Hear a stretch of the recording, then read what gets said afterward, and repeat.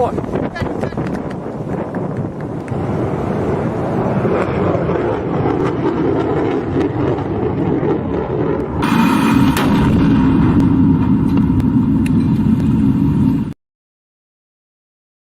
Good evening and welcome to Gana shot. Gana shot में आप सबका स्वागत है. Today I'm going to start this series on politico-military assessment of Pakistan's armed forces. This will be a three-part series. I'll do part 1 today. Fundamentally, this is something I compiled and I spoke to some officers in the Naval War College about 10 days back. And I got a lot of positive feedback from them on this presentation. And hence, I am giving it to all of you. I hope you'll enjoy it. And I hope you'll have questions about it. And we'll discuss it. And at the outset, I'd like to tell you that please put in a lot of questions, because more than what I want to put across to you, I would like to learn from the kind of questions you throw at me. The more the questions, the better it is. And I'll keep my presentation short, and it's virtually an open house on Pakistan. Right. Now, why am I doing this politico-military assessment? Normally, you would say, okay, make a military assessment of Pakistan or a political assessment of Pakistan. But why a politico-military assessment of the armed forces of Pakistan? And that's very simple. It's a no-brainer. Everything about Pakistan is the Pakistan armed forces. And in particular, its army. If you analyze its army, you've done 80% of the job. If you analyze its air force also along with it, you've done another 15% of the job, and the Navy is 5%. So that's what I believe in. And I think virtually everyone agrees with me. That's the way it is. And I do hope people from Pakistan see this. And this will be a mirror for what they are going through. Okay, let's go. The first thing, when we talk of Pakistan, we should understand and we should be clear. We are mainly discussing the army. Today it is Asim Munir, yesterday it was Bajwa, day before yesterday it was Kiani, the day before that it was Musharraf. You go back and you go to Ziaul Haq and Yahya Khan, and you go to that first character. I'm forgetting his name. Itna purana ho gaya. But he started the whole thing. Right? So you're discussing the army. The rest, the Air Force and the Navy are the handmaidens. Bacche hain. Right? The Navy to bilkul abhi shuru hua hai. I will go about it. But the Air Force and the Navy are part of the army system. And they're part of the national system. They hate India together, along with the people. And this is a fact. I don't have to say. Have a look at all the comments which come. Go back to the video I did with Amjad Ayub Mirza, and you see the comments which came on that. You'll see that virtually the Pakistanis hate India. And the cherry on the hate cake is the Pakistan Army, Air Force, and the Navy. And they hate India for many reasons. And they hate India for all the defeats they've had to undergo, X, Y, Z. But we'll talk of it. Most importantly, they are hand in glove with the army in milking the state. They have milked in the past 75 years. They have consistently milked the state to leave it where it is. You have to understand this very clearly. If Pakistan today doesn't have money to eat or do whatever it has to do, It is because of the Pakistan armed forces. And it is my belief, and I'm very clear about it, that the Pakistan army, rather the Pakistan as a whole, can be, poor, but the Pakistan armed forces are rich. They have no problem of anything. They have no problem of money. They have no problem of economy. It doesn't matter. Everyone in Pakistan can go to hell. But the Pakistan armed forces will always be in their Jannat. That's the thing. Right, let's go. You know, my entire talk, this three-part talk, is based on this saying by Stephen Cohen. What did he say? He said there are armies which guard their nation's borders. There are armies which are concerned with protecting their own position in society. And there are armies which defend a cause or an idea. The Pakistan army does all three. So the three parts are: first, today we'll see guarding the nation borders. And second part will be protecting their own position in society. And the third part will be defending the cause or an idea. It'll be interesting, right? For you to understand it over a this thing. I could have finished it in one day, but it would have been very long for you to absorb. What I would like you to do is put your questions, we'll discuss it, go back, think over. Tomorrow, the second part, we'll have more. Come back with your new questions and we'll take it forward. And I also pick some questions, comments which come up in the interim period. And the third part, I'll probably do it a little later because maybe on the weekend. The next weekend, that is. Or the coming weekend. Okay. So let's go to the first part, guarding the nation borders. How does Pakistan army fare in guarding the nation's borders? This is something which we have to understand. But before we do that, we have to understand the geostrategic location of Pakistan, which keeps it always relevant. And hence, the national borders are sacrosanct for the Pakistan army. If you look at it, you go back in history, you saw the Greek, the Persian, and the Turkic and Afghan invaders coming through. The Mughals, right? The Hebra Lodis, all those people came from there. Abdalis, right? They all came through this route.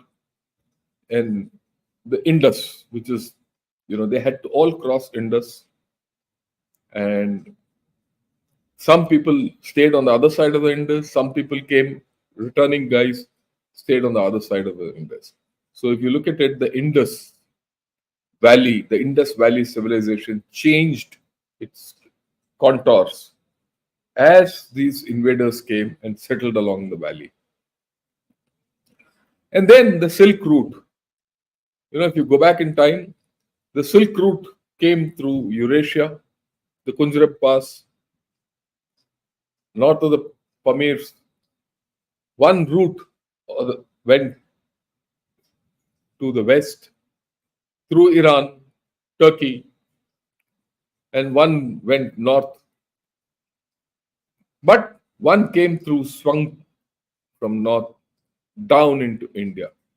Because Pakistan was not there then. It came through this. This is a time of Yuan Sang and Fahian, who came from here and went off from the sea route. Right. And then you had the trans-Asian trade routes which opened up from India towards the Central Asia and West Asia.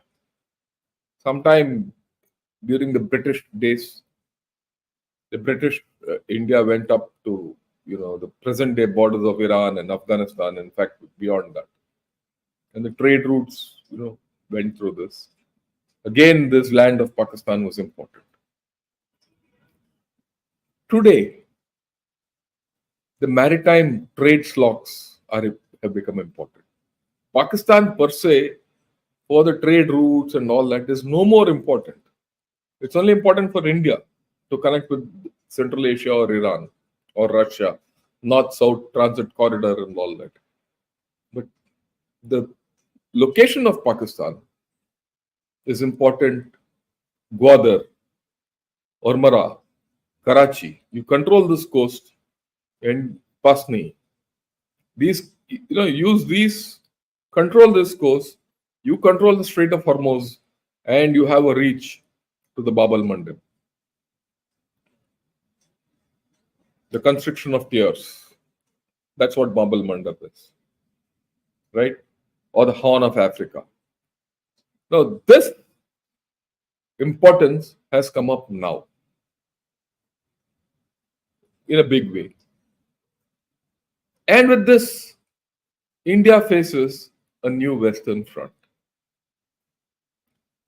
The Western Front, the traditional Western Front, which comprises Pakistan, has always been there. But the new maritime slot, which we are talking of, is also now part of the new Western Front, to which we have to be alive. More importantly, Pakistan is alive about this.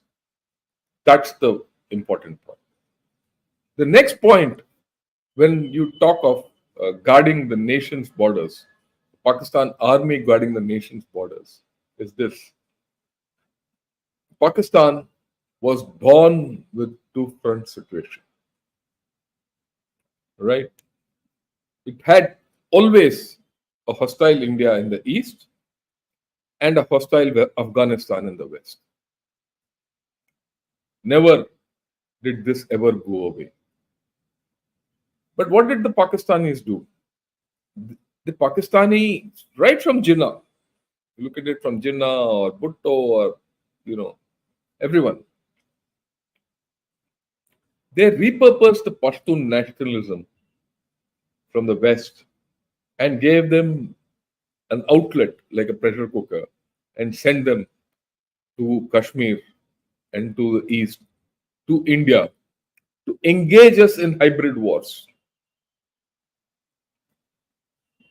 They instigated hybrid wars in Kashmir and Punjab right from 1947 till date. It's continuing. So their ability to guard their border comes from the fact that a threat on one side was converted into an offensive weapon and pushed it onto the threat on the other side. And in this, they have been the masters. And we'll talk of it later in this presentation, in this series. When East Pakistan was there, their concept of guarding East Pakistan, today's Bangladesh, was to defend East Pakistan by aggression in West Pakistan. And by doing so, they always felt that they will be able to defend, East Pakistan. Of course, it failed in Bangladesh war after that. Now, after the war, of course, we all know this business of strategic depth. They kept repurposing people from the west to the east. They sought strategic depth in Afghanistan and failed. They failed. They still seek it. And that is why they installed the Taliban. But as they say, once you put a chap in power, he will not relinquish it. Now they put the Taliban in power against all odds, backstabbing the Americans. The Taliban will not give space to Pakistan hereafter. It doesn't matter who comes in power in Afghanistan. They will not give that strategic depth which Pakistan has been seeking from 71, 72. Right? Now, the situation has morphed where there is permanent hostility to Afghanistan and India. Both borders are now unstable. We all know that. And on 7th, I'm going to invite General KJ Singh, a erstwhile Western Army commander, and he will talk about the exploding fault lines in Pakistan. This is not going to change. If anything, the western border along the Durand line is only going to go from bad to worse. Then there's this constant fear which Pakistan has to take into its calculus when it has to guard its borders, the nation's borders. That is collusion between India and Afghanistan. In fact, it is mortally scared of it. The two front situation with Pakistan terrifies it. This is their worst case situation. In fact, a case which is even worse is a three front situation involving Iran. And that almost came about some time back. But today, we all know that it is not only a two front situation with Afghanistan and India, but there is a three front situation. The third front is within CPC, Balochistan is the third front. And Iran has not vanished. And as Pakistan weakens, and it will weaken, it will always seek outside alliances because it can't defend, the army can't defend the nation with what it has. So it will always seek alliances. In the early stages, it was Britain. After all, it was the Great Britain. And those Goras who made this state, this misshapen state. And then it went into the arms of USA. And thereafter, when it found that, after the Afghan war, or rather the Russian invasion of Afghanistan, and once the Mujahideen came and breakup of Soviet Russia, USA walked away from this area and they went into the arms of the Saudis. And actually, that's the time when Pakistan became radicalized and jihad grew. The time of Ziaul Haq. USA came back after 9/11. But the Saudis and the UAE and the radical element never went out. And then, of course, 2012, 10, 12, once Xi Jinping ji came, the BRI came, the CPEC came, and now China has a permanent presence here. What do you see today as USA has got tired of Pakistan and UAE and Saudi Arabia want to, diversify and no more support radicalism like they used to once upon a time. A new player has come into the fold, Turkey, and we'll talk of it today. So this is their two-front situation which keeps morphing. The players in this whole story keep morphing, but the situation is now permanent. The second part is because of all those arrows and connectivities which I showed, Pakistan remains relevant to all these players. Right? If I go back, after all, this is still relevant to China for the CPEC. Okay? This is still relevant for the USA, Afghanistan, so that these routes are controlled so that their homeland is secure. Okay. Now, what is the character of the armed forces of Pakistan? You have to understand. The US Navy is a maritime force. The UK Navy was a maritime force. China is a continental force. We had a continental orientation. Now we are changing to some extent. What is the character of the Pakistan armed forces? How do they guard their borders? They began with a continental outlook. And they remain so. They remain so because the army rules supreme. There's no other force other than the army right? Who will have to say how the Pakistan army has to behave,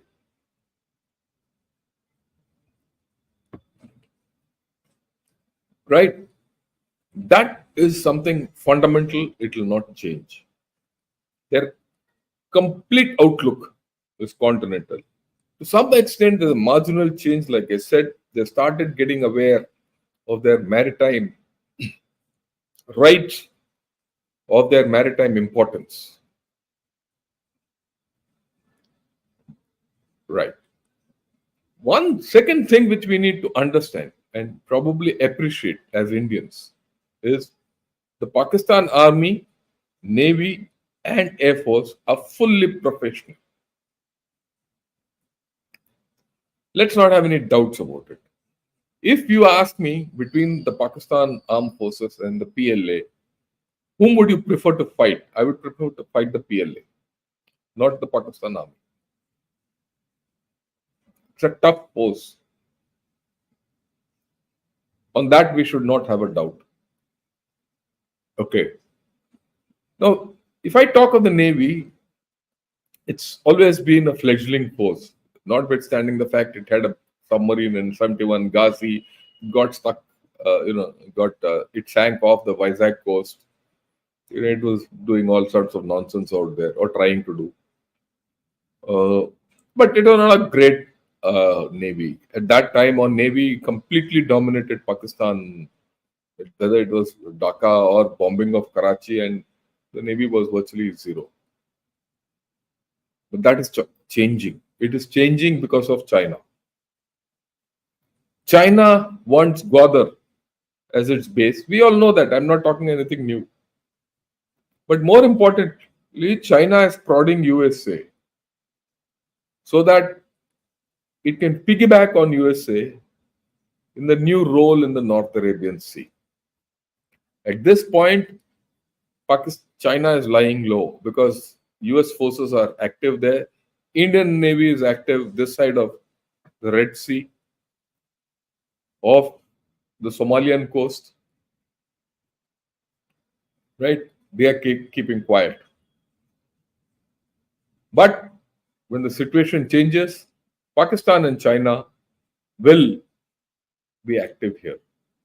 And hence, their nations' borders will increase. Their maritime borders will increase.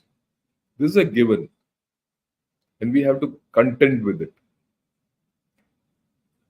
Now the Air Force, and as Navy evolves, it can evolve, but my own sense is that the Army will always control it. In many ways, the Air Force and the Navy are subordinate to the Army. There's no doubt. But the Air Force actually has been a check on the Pakistan Army. It has been a check. If you go into their history, if you go into the war histories, battle histories, you'll see that the Air Force has not allowed the Pakistani army generals to do what they want. It's reined in their adventurism. And it has also kept its identity from the army. And in doing so, it has elevated itself in the eyes of the nation. Right? But it has remained tactical to the extent that the Pakistan army has not allowed to make it become strategic. Of course, the fact is that it doesn't have the money to become strategic. It doesn't have the economic backing to be strategic. Equally, the Pakistan Navy army will not allow the Pakistan Air Force to become strategic. Money and power. They will never allow the Air Force to become too good. In turn, not having a great Air Force shackles the Pakistan army. At times, like in Kargil or in 1965, right? The way the Air Force has resisted the army adventures has convinced a clique in Pakistan army to go it alone. If you see, read Nazim Zahra's book, The Kargil to the Coup, this comes out very clearly. Or if you read Tariq Rahman's book, he also talks of this. He talks, both of them in some manner say that the Pakistan Air Force didn't allow the army to do what it wants. Part of the reason is that the Pakistan army has always had harebrained ideas. Some of them have been succeeded, like in the Mandyala crossing, or for that matter in the Kargil intrusions, but limited. That's why it's, like I said, it says post-clique gang-based groupthink to undertake risky adventures has been a feature of the Pakistan army, which is an outflow of their relationship with the Pakistan Air Force. But all in all,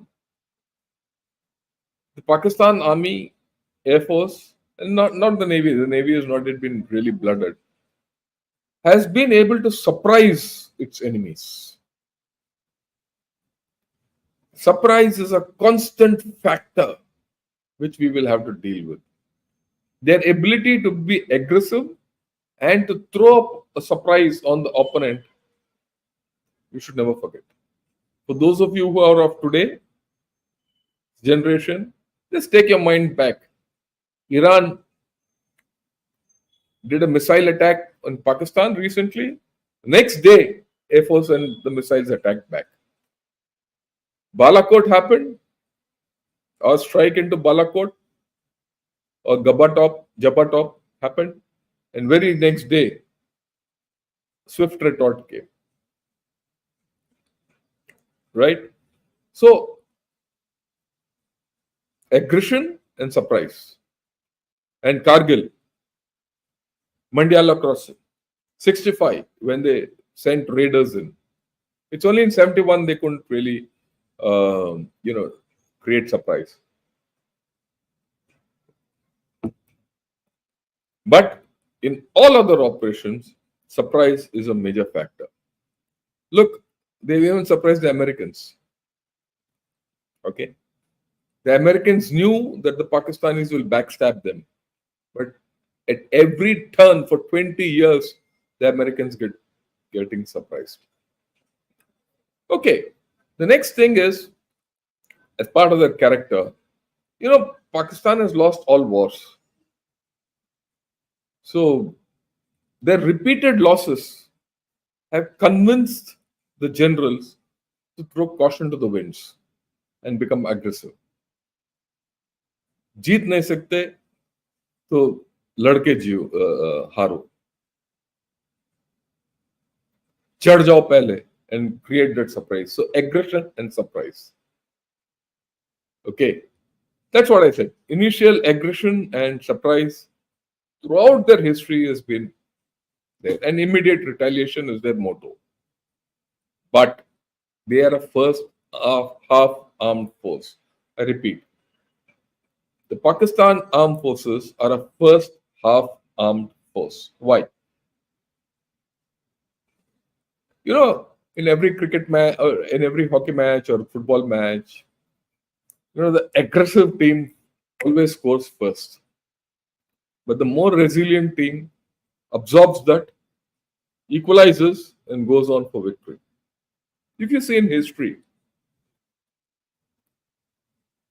most autocracies and dictatorships have had first half victories, including Adolf Hitler. Or for that matter, Iraq against Iran, Saddam Hussein. Resilient systems, civilizational nations, democracies have second half victories. It's a different thing. USA has never had a victory. They declare a victory.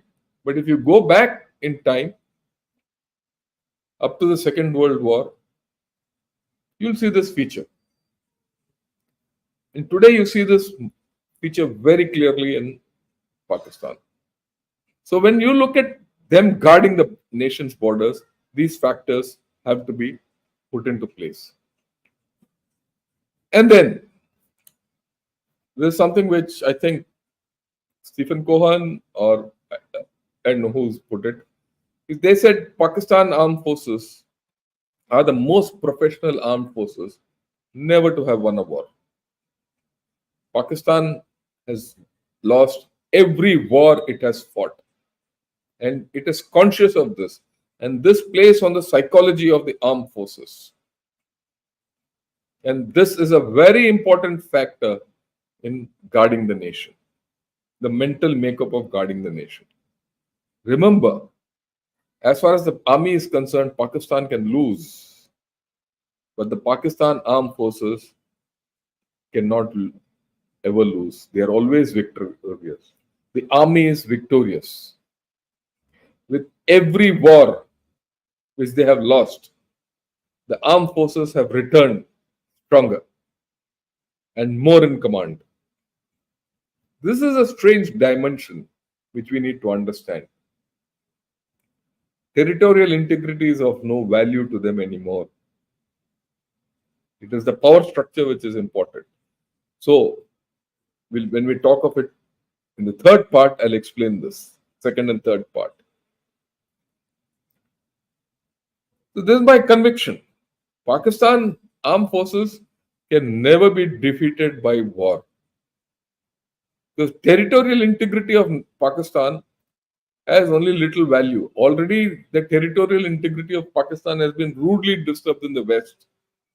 It's a matter of time it's going to get disturbed in the East. And let me tell you, if you think I'm a fool to these days examine the fact that is Pakistan disintegrating, it is because conditions are such. And that is why I'm discussing Pakistan. Because if you go back, 1 year back, gunner shot, I stopped discussing Pakistan. I'm getting back because the conditions are such that we have to put a finger on the pulse. My conviction is, if we cannot defeat the Pakistan state and the armed forces politically, do not give them battle. That's what I've written. They need to be defeated politically, like we did in Article 370. When Article 370 was put in place, suddenly the armed forces of Pakistan did nothing. They could just wring their hand and sit on a sideline. They just the sideline. That's the end of the story. They had no way to go because they were militarily not defeated. Yeah, everyone has spoken. Oh, we'll take revenge on India, this, that. We'll not talk to India unless you go back to the pre-August 5, 2019 status. India will never go back. They also know that. They'll never talk. They also know that. We are not interested in talking. They are not bothered. But if we had done anything militarily, we would have had a problem. Because Pakistan army would have come back stronger.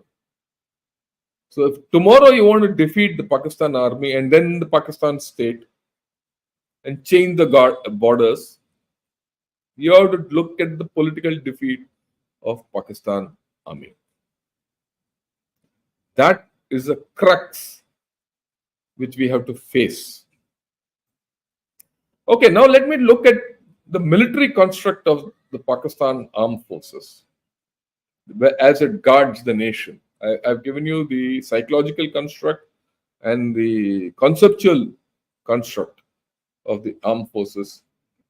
Now, this graph is important. So I'll highlight it, have a look at it. Okay. If you look at this is the Pakistan imports from 2000 to 2023. Recently, I had attended a major presentation in the Western Command. There, the previous Adjutant General of the Indian Army, General Harsh Gupta, he had shown this presentation. I was quite impressed by it. And that's how I've taken it, and I've taken the liberty of showing it to you. if you look at it, till about 2013-14, you see Pakistan's imports rising. Okay?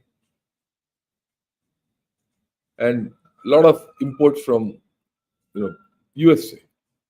But after that, the imports from USA have reduced, and there's increased dependence on China. And there's a new player on the horizon, and that new player is Turkey. So it needs examination. Why Turkey?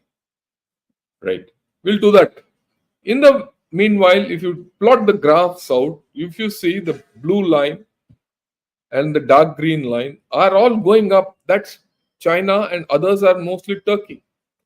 You see the line of United States, France, and United Kingdom, which are brown, shades of brown, are all flattening out for the past 25 years.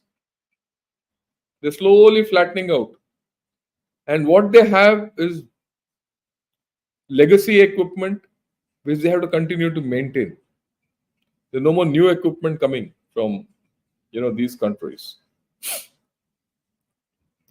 And when you look at the Pak-Turkey cooperation, you see a major trajectory coming out. But here again, till about 2018-19, there is a trajectory, and thereafter the trajectory is different. Now let me explain this. This is something which one has to understand. Turkey is a NATO member, right? It has most of NATO equipment already. So if you see in the early stages, the relationship between Turkey and Pakistan was guided by NATO. So if NATO or rather USA couldn't give anything direct to Pakistan, it was routed through Turkey. Assistance, maintenance, all that, upgrades. You see in 2009, F-16 upgrade went through Turkey. And that couldn't have happened without the US nod. It tells us a lesson that look, you can depend on USA that much and no more. But you come down to 2018, 19, 20 and all, that has stopped. Today, the relationship is Turkey to Pakistan, sans USA. So this is a relationship which we have to monitor. The relationship with China is a given. It will not change. For the simple reason, the West is no more giving them any technology or any arms and ammunition. And they have to go to China. And there's no doubt, and China has come here with, open arms. We all know that. That's history. CPC, this, that, all that. And China needs Pakistan and Gwadar as a base for its Indian Ocean ambitions. So all this talk of recalling loans, debt trap, selling off is all nonsense. China will never do that. China will keep riding on Pakistan. And they'll keep Pakistan fit to ward off India and to project power in North Arabian Sea. And it also gives them a base to get into the West Asian politics, the power equations there. Remember this. Now I'm going contra to what many people talk of. Okay. Now let's look at the service-wise inventory. If you look at the service-wise inventory, what you'll see is that in the Air Force, today, China is the first. Out of the total platforms Pakistan has, 45% are from USA. Sorry, China. And modern attack fleet, 65% is from China. So there's an increasing dependence on China. The aircrafts and the UCAVs and munitions and EW equipment I've listed out, all the new ones are largely Chinese. And then you look at the Navy, the same story repeats itself. Okay? Out of the total displacement tonnage, maximum is China. China rules, whether it's in missile, ship missile cells or combatant ship displacement, everything, it is China, which is almost 50% of Pakistan Navy. And today, even they're getting submarines and Hancock class submarines and frigates from China. So, virtually, Pakistan Navy in due course will become a miniature plan, if I may say so. As far as the army is concerned, same thing. Same story. You look at the China circles. Tanks, 68% are Chinese. Right? Artillery, 51% are Chinese. Anti-aircraft artillery, IDI, 74%. Al-Zarar, Al-Khalid, this is armor. Haider, that's the VT4. They're now buying VT4s, the same VT4 which China deployed in eastern Ladakh. Look at the artillery. Their SH-15 is a truck-mounted 155mm gun. They've taken the A100, which is equivalent to the Smerch. And I can go on and on. Everything is virtually today Chinese. But there is an issue in this, which we have to understand. Sustenance will be an issue. Two reasons. One, the Chinese equipment is defective. We know that. I mean, everyone knows the Chinese equipment is something quite unreliable. You can't rely on the Chinese equipment. Second, Pakistan has been supplying Ukraine with ammunition. Now it has started with Bangladesh also. So resultantly, will it have enough for its own? Does it have that kind of production capability? The state of Pakistan is so bad that it needs money, and it's exporting. So what does it lead us to conclude? If it doesn't have sustenance, which it doesn't have, then will it give us battle? It will avoid battle. It will do something but avoid battle because it can't sustain itself. The issue will be when the Russia-Ukraine war finishes, when it finishes supplying ammunition to Bangladesh towards the end of the year, and that capacity will be there. Will it be able to build up for itself and build sustenance? That is something we have to examine based on its economic outcomes. But then, as I will say later in the next part, economic outcomes don't matter. So there's a danger in this. We have to be alive. We might think that Pakistan army doesn't have the sustenance, but it might have. And this is something which the armed forces have to sit and do their diligence based on proper inputs, intelligence inputs, and focus their intelligence on these issues. Sitting here with a computer and on the internet, I don't think I'll be able to do it. But organizationally, we'll have to do this. And then, of course, there are missiles. These are all, the Chinese missiles, complete. Initially, it was North Korean technology through proliferation. Now it is from China. And of course, they have developed their own. It's there. And they'll keep threatening us with it. And this is an important component of guarding its national borders. And it will never go away. They'll always keep threatening us with the missiles and the nuclear technology. The nuclear technology is, as every third-rate Pakistani also says, हम तो अटमी देश हैं. हम तो अटमी देश हैं, हमें कौन क्या करेगा?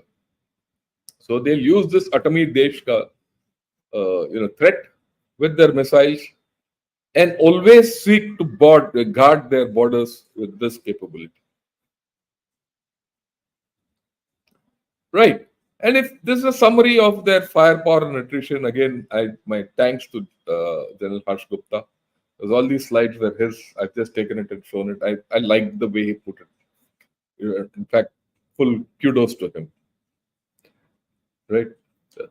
What all they have, everything.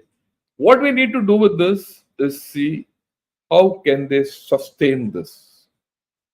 They're a reasonably well-equipped force, and they have gone on the premise that they'll never fight an all-out war with India. And they've gone with the premise that war will be short. If they are threatened, if their red lines are crossed, they'll use the nuclear option. That's their thinking. The way to defeat them, again, I repeat, is not militarily. The way to defeat them is politically. So whatever we do, it has to be political first. If the military is to be used as part of a political process, so be it. But the defeat has to be political. Okay, what is the technological capability? I mean, we have to understand this. It's got a weak technology base. Because why am I talking of technology? Because today, wars are guided by technology. Technology is the driving force of most of the wars, whether it's in between Israel and Hamas, or Ukraine and Russia, or in the South China Sea, where any day a war can break out. And we will talk about it, self and Rajiv Narayanan on 5th. It's got a big technical base, it will never turn over. But they'll offset it by alliances and imports. They will do it. We have to understand that. It has a rentier philosophy which will never go. They will provide their armed forces services for technology and equipment. So their technology and equipment will come by providing services. These services could be provided to USA, could be provided to China.